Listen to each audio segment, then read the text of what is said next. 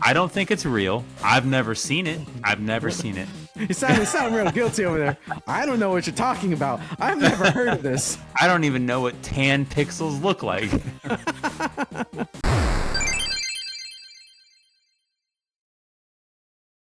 Yo, yo, yo, welcome once again to the Die or Pass Level Podcast, aka the Doppelcast. It's your boy Ray.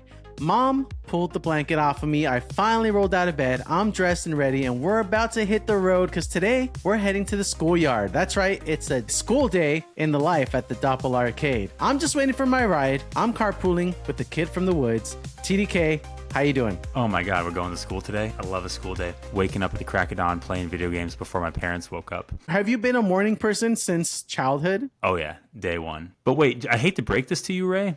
We're not carpooling. We're both taking the bus. It's not how it works in the woods, man. Well, to clarify, really?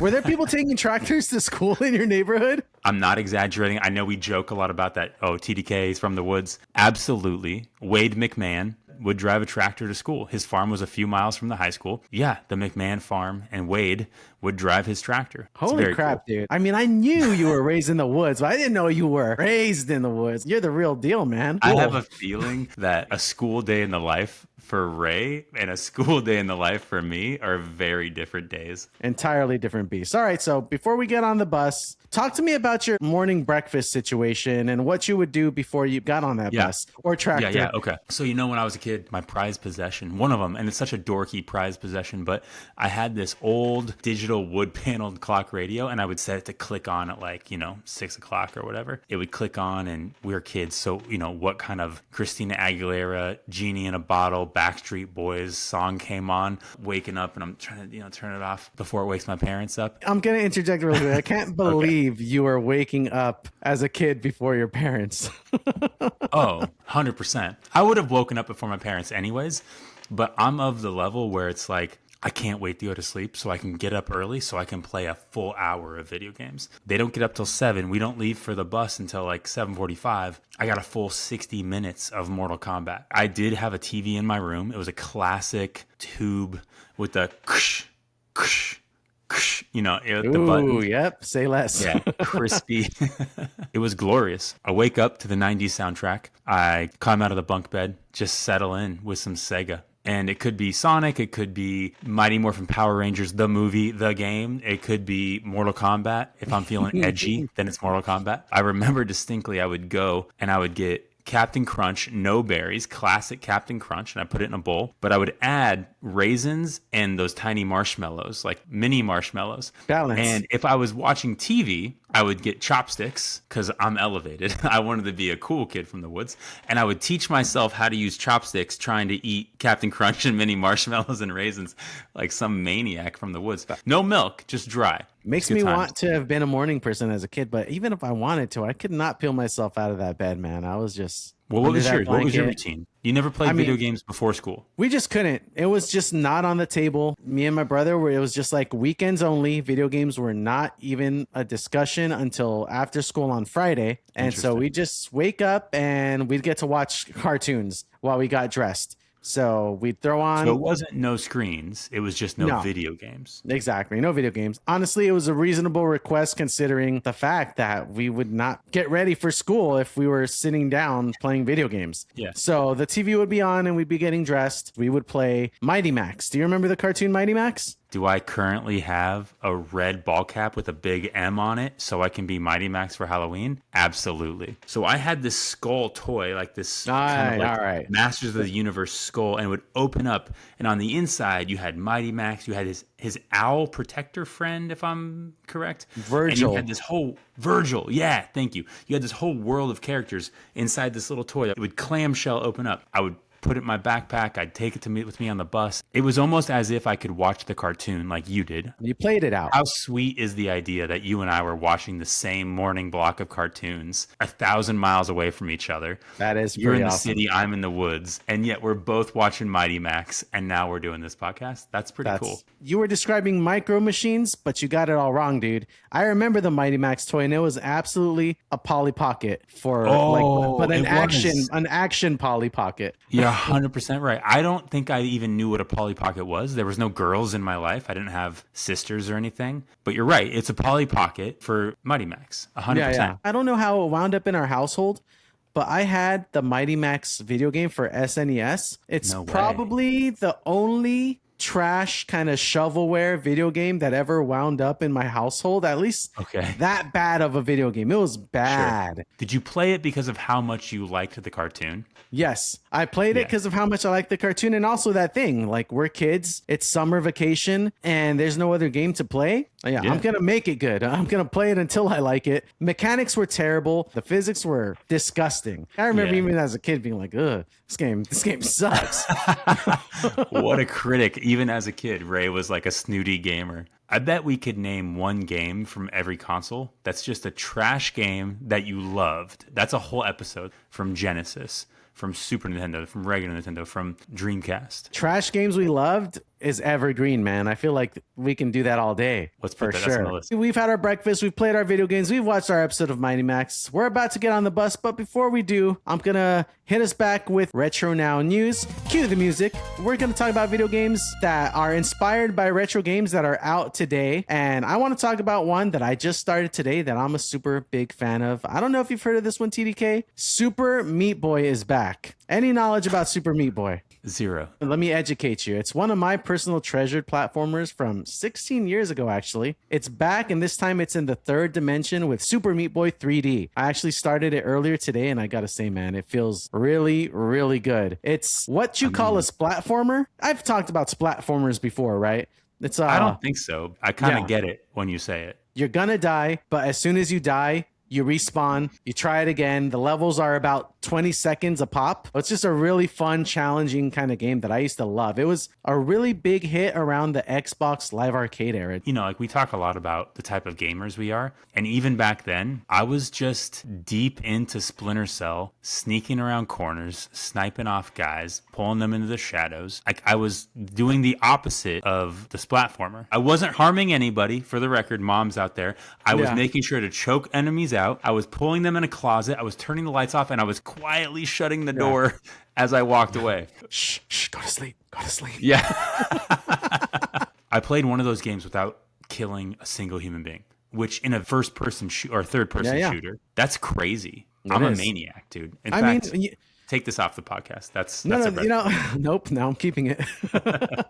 You're not that crazy. Some people try to complete Mario without jumping and stuff like that. So there are maniacs, real maniacs out there. At least in the context of Sam Fisher being a secret agent and not wanting to hurt people, I could justify it within the story. He was altruistic. One thing that me and you were talking about, we're like friends IRL, guys. So we chatted up outside of the podcast. And I was telling TDK, I introduced you to Fortnite, Rocket League, the games that I've shown you, you've liked and are outside of the realm of what you usually play. I was telling TDK he should get an Xbox, get Game Pass, dude, explore some games and like play some games with me. Listeners, last week we were talking to CRT Craig, and he explained how his dad had Dreamcast, PlayStation, he had all of it. And it was clear that he had this beautiful childhood because his dad was also a fan of gaming. And I feel like Ray's kids are having a similar experience because he's got the PS5, he's got the Switch, he's got the Switch 2, he's got the Xbox. It's very immersive over at his house. First of all, I'm grateful for the exposure of Rocket League and Fortnite. And I am with you that in the context of a world where a PS5 Pro is $1,000 and the games I really want to play, I probably have to sink 20 hours into those games, right? And I'm a single dad, so that's a pretty big commitment. Right. So yeah, it makes sense that I should broaden my horizons a little bit. However, when you introduced me to Rocket League, which is soccer with rocket cars, of course that's something that wasn't on my radar, and I'm in. I'm 100% in. But I had played NFL 2K for 20 years prior. I had played MLB The Show for 20 years. Cruising. Rocket League is just an epic sports game. And then when you introduced me to Fortnite, it was certainly the first online battle royale I had ever played. This is the first time I ever had played a real human one-on-one. And there is something still about just dominating another human with rocket cars at soccer or jumping onto a 100 people populated island. However, when I'm on that island, you better believe I'm tiptoeing through the shadows, just like Sam Fisher, and I'm playing stealth. I've got a visual. Yeah, I've still played that game. I've played third-person shooters my whole life, right? So those are very tailored to me, and I'm really glad you exposed me to them. But I don't know that these very indie games, of course I would have fun playing them, but it's a commitment for me to like sit down and play a game. Am I going to sleep or am I going to dedicate an hour or two to this game? But I will say that Game Pass is pretty non-committal. You can just browse and be like, let me check this out. I don't like it or I don't got time for it. Move on to the next. You've got like 75 games at your disposal that are constantly rotating. Do you have the same problem with Game Pass that all of us have with like Netflix or Hulu or whatever it may be, where part of watching Netflix is just sitting and clicking through the tiles? So much of it is that. More than watching anything. Am I going to have the same problem with Game Pass where I'm actually not going to play games? I'm just going to think about playing games? I think you can, you can rely on me for some recommendations. Funny that you mentioned that. And we will have a guest soon who potentially has a solution to this problem. Questly. Check them out on Kickstarter. We'll have them on the pod very shortly. I'm a full-on PlayStation guy now, and that's not so much because of brand allegiance or recognition. It's more about the content. Like, they've just had the best content for the last decade. There was a time when Xbox, specifically the first Xbox and the 360, Xbox 2 as we lovingly call it here, Xbox 2 t-shirts coming soon. I'm not joking, man. I love it. It was awesome. Remember having that Xbox? It was so cool. Even the black and neon lime green thing, it just felt cool. TDK, I don't mean to cut us off here, but our bus is outside. We got to get ready to make our way to school. Before we go, how about this elementary school power move? You've got dressed, you've had your breakfast, fresh off the heels of a hot new weekend purchase, and you're on your way out the door, and sitting near your setup is the instruction manual of the game you just bought. You take a quick pause and assess the risk and reward. Screw it. I'm throwing Star Fox 64 instruction manual in. Is that something you remember doing as a kid? Yeah. I'm always talking on here about Comic Zone. Not only did I take it to school, because you can see it's all dog-eared and like clearly it was in a backpack. It has a real comic book. It's all in black and white. I remember being on the bus with the color pencils, coloring in the characters very lovingly until I got home so I could play the game. Do you still have that? Yeah, I have it. Dude. It's all colored penciled in. Yeah, I remember taking Mario 64 very specifically. I remember International Superstar Soccer making its way to school for some reason. I'll tell this story for my brother because he always tells me this story. He remembers taking, I forgot what instruction manual to school, and someone telling him, why do you got to be such a show off? Or it was like, oh man, like I just like video games. What was it? Might have been Mega Man. I don't remember. It had to be something everybody wanted. It had to be something cool. I think I also took the Mortal Kombat instruction manual so I could, on the bus, I could like memorize the move set. I'm pretty sure I like was on the bus thinking, okay, down, forward, punch, or whatever the Mortal Kombat equivalent would have been. You are correct. The Sub-Zero Fireball is down, forward, punch. Even Sub-Zero's ice ball, I call a fireball. I don't like it. I call it, and I always have. This is one of those things where you're the professional and you've always had the lexicon of the correct terminology. And I'm just a kid who was like saying the thing that felt right. But to me, those are all Hadoukens. The ice of Sub-Zero is a Hadouken. I don't think I ever called it this, but like Scorpions, get over here, come here. That's a Hadouken, right? Do not ever insult the world of Street Fighter like that, dude. Come on, is it down, forward, punch? I call Scorpion's thing a harpoon, or I just call it get over here. Speaking of Mortal Kombat, though, I think it's a good transition to talk about the Schoolyard recess rumors. Because I think Mortal Kombat was the game that all of those things existed within. That's the reason Schoolyard rumors in video games even began. The recess bell rings. We all run outside, but Ray pulls something out of his backpack. It's the instruction manual, right?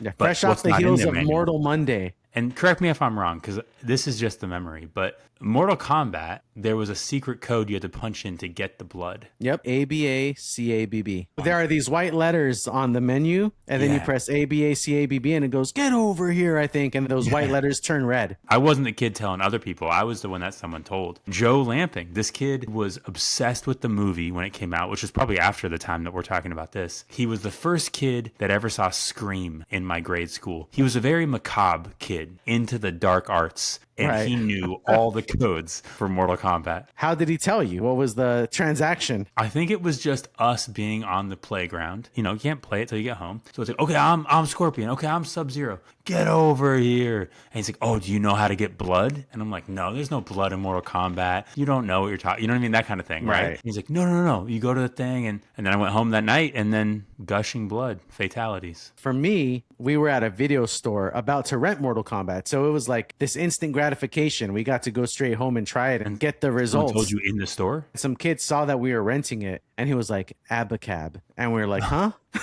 Oh, yours is better.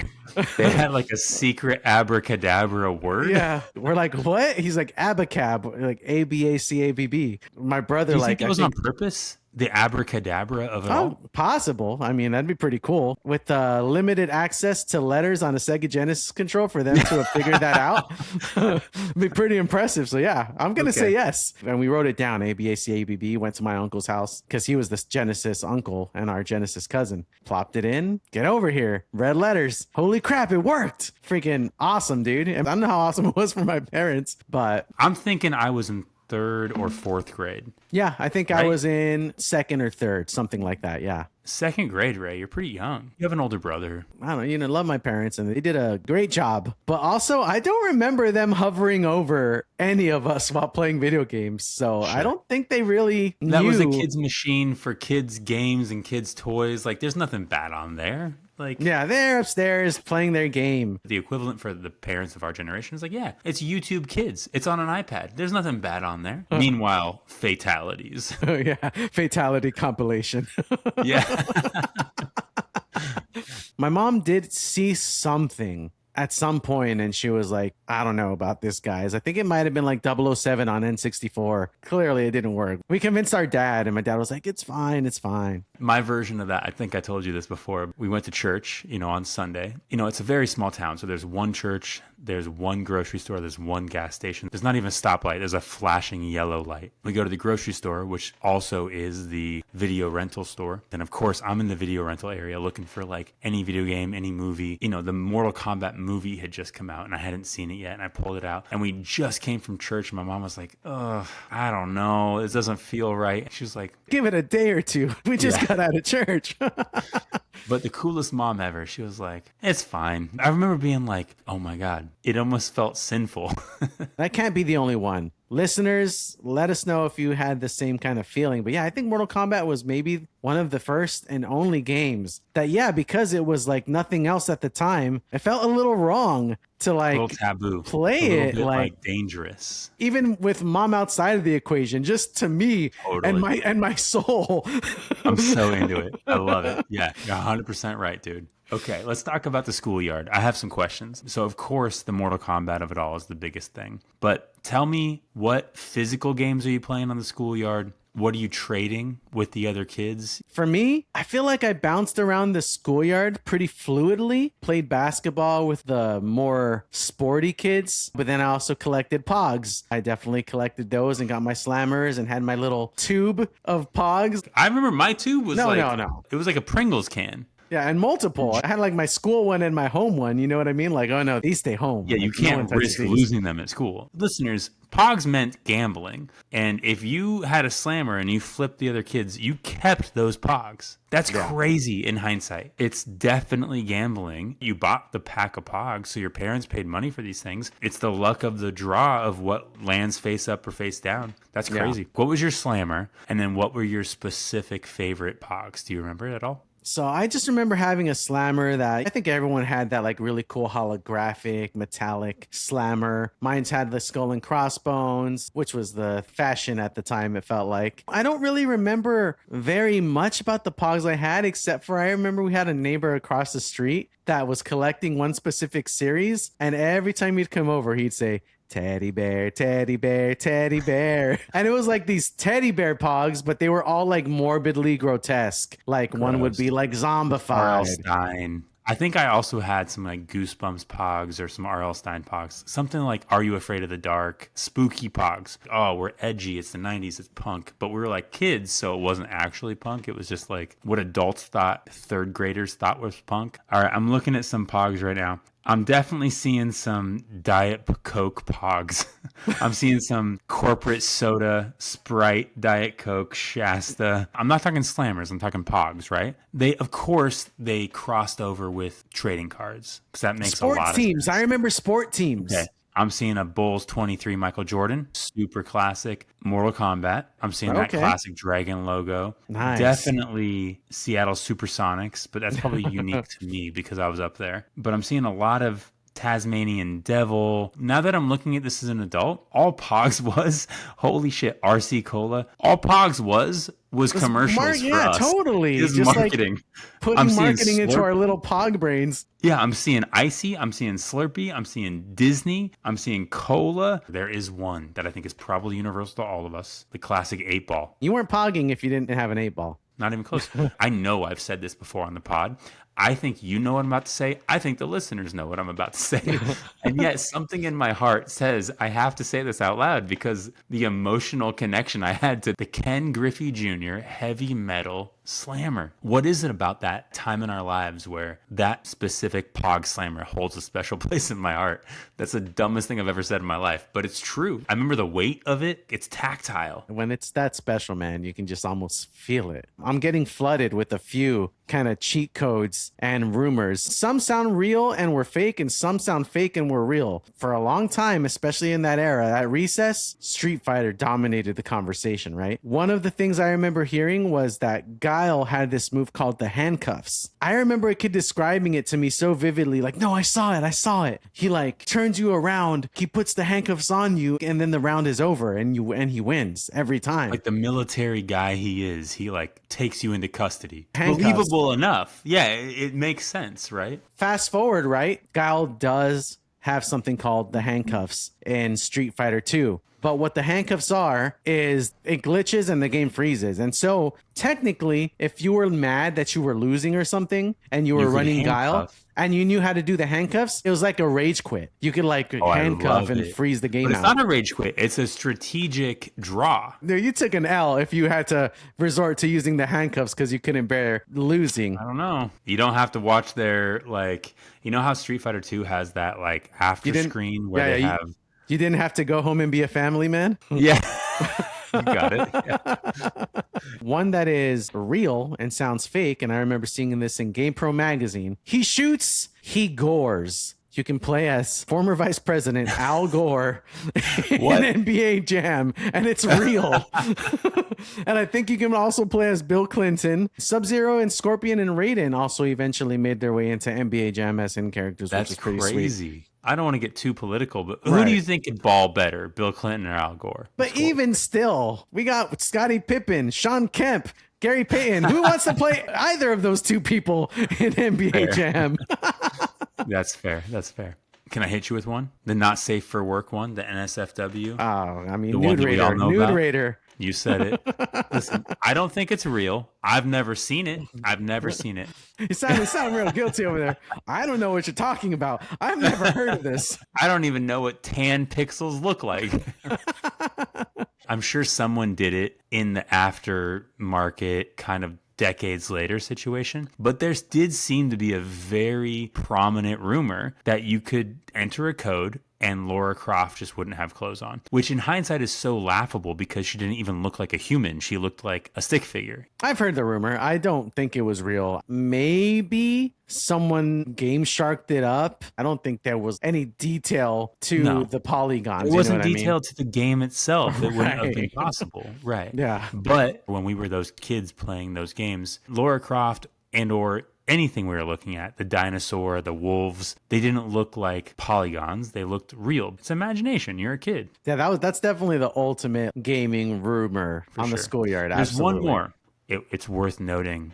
Polybius. Yes. This goes a little before our time. We're talking about consoles, but this is a stand-up arcade. There is arguably a truthful rumor that in the Northwest, but then eventually across the nation, there was in arcades, a black box. No name, nothing. Just the word Polybius. And if you played this game, you went crazy. You lost your mind. You maybe disappeared. Some people say it was planted by the government as like a mind control device to see which kids would be best and most suggestible. Some people say there was something more evil going on, even more evil than that. There are eyewitnesses of a full black arcade, stand-up box with Polybius. No one knows. Can't wait to add the Requiem for a Dream music to this on the post that I make of this. There's one thing I would do on the Schoolyard that I think all of our listeners can relate to. I don't know if I'm the only one that did this. We're on the swings, right? We're swinging. We're going high. I'm talking about you go so high that there's some slack and you drop and you swing. Yeah. You know what I'm talking about? So what we would do is we would hit that fulcrum of the swing. If you jump out up here, you kind of go up and down. TDK called me earlier and mentioned he was going to talk about something. He was like, I don't know if anyone has done what I'm going to mention. I'm like, dude, I have a feeling I know what you're talking about. Is this it? This is it. Keep going. Yes. You would effectively just slide your way across the school ground as if you were Michael Jackson moonwalking without moving a muscle. Smooth criminal your way straight across the playground. And it felt so good. Your feet were on the ground? Oh yeah. My feet were on top of the pea gravel, on top of the cement. So it's cement, pea gravel, then my feet, and I'm just like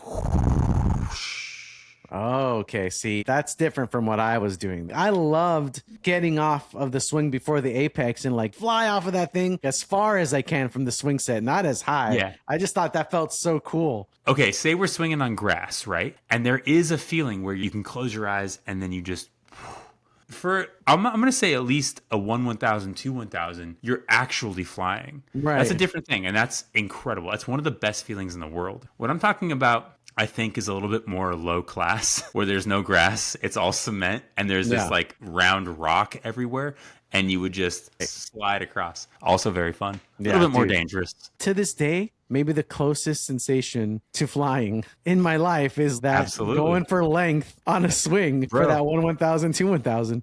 One of the joys of parenting is that I'm around swing sets all the time now, and he and I together are like, how far can we jump? Sometimes I'll be swinging right now and I'll do the thing where the slack happens and my stomach drops right now. I'm actually scared, like, oh no, which is the best feeling. Okay, couple more schoolyard highlights. These are not necessarily the things that we did on the schoolyard, but they're things that are honorable mentions. How about that? If this episode makes you want to run around a school, skateboard, throw some stink bombs on Halloween, go play the video game Bully. Just go play it. You're going to be late for class and there's a jerk gym teacher that you're going to run away from. It's going to be a fantastic experience. Take us home, Ray. School's over. School's over. One little after school activity that I recall. It's a weekend activity. It's something you experience with your school friends. You ever come back from a weekend link up at like a movie theater? Or for us, it was Skate Junction. And you and your boys are still riding that high of beating the Simpsons arcade or Sunset Riders together. And you really show up at school that Monday with a whole different kind of energy off of the heels of something like that. This feeling of like, we did something this weekend. We defeated Mr. Burns. Wow. We were brothers in arms. It's nothing like it, man. It's a high that can't be matched. Classic double doors open. Toothpick in your mouth. Sympathy for the Devil by the Rolling Stones is playing. You guys are walking in slow-mo, like your hair's being blown back. The cheerleader looks over. You guys are like... We just beat Sunset Riders, baby. So funny. I got a couple more after-school things, right? We're going to talk about after-school, but we're not going to talk about snacks. We got to talk about the after-school snacks. You're not wrong. When I'm home from school, I'm thirsty, right? It's not like a juice is going to do it. You're hungry. It's been the whole day. You need some Nesquik. But if you're like me, sometimes you got chocolate, sometimes you got vanilla. Those are delicious. But if you had strawberry... Okay, guaranteed stomach ache for me. Yeah, I know what you're talking about. I don't think strawberry Nesquik necessarily gave me a stomach ache. I think I loved it so much that I always drank more than I needed to. Totally. I don't know if this is something I made up, but I also have a memory of like banana Nesquik. Is that a thing? You're not making that up. It was absolutely delicious. I love banana Nesquik. Banana Nesquik. So for me, I've already told you this. I would have like some Captain Crunch dry, some raisins, some marshmallows. That would all go together. I think you're like a Ritz guy, like a plain cracker. Cheez-Its were a cracker of choice.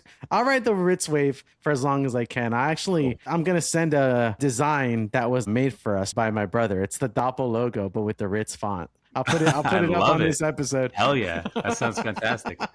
Has the bell rang or is it time to get back on that school bus and head on home for the day? And we got to get to bed before we wake up tomorrow early to play video games before our parents wake up. Our final segment, we're talking about this day in gaming. There's a few notable games that came out on this day. One is very apropos. We're going to link it to the past. We are remembering a tried and true classic and SNES gem, The Legend of Zelda: A Link to the Past. One of my favorites. The only Zelda game where Link's hair was pink, which is like a very interesting detail. Still one of my favorite SNES games of all time. I didn't play Zelda. I'm aware of Zelda. It's in the lexicon. I understand that Zelda is not the guy. It's Princess Zelda, and then Link is the guy. Like, I know the broad strokes, but what does Zelda mean to you on SNES? That game on SNES means a huge jump and revolution in like what video games could be. And I'm sure other games had done it, but for me at that time, it just felt bigger than video games for me at the time. I was like, I can't believe this all exists in one little cartridge. Probably other games had done it before.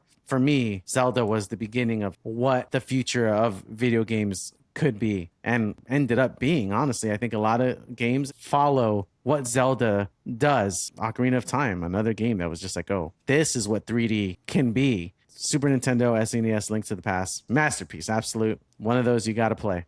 All right, I think we're all tuckered out. We got another day of school coming up. It's not quite Friday. Tomorrow's a new day. We're going to wake up early and eat those marshmallows and raisins with chopsticks and Captain Crunch, and we're going to do it all over again.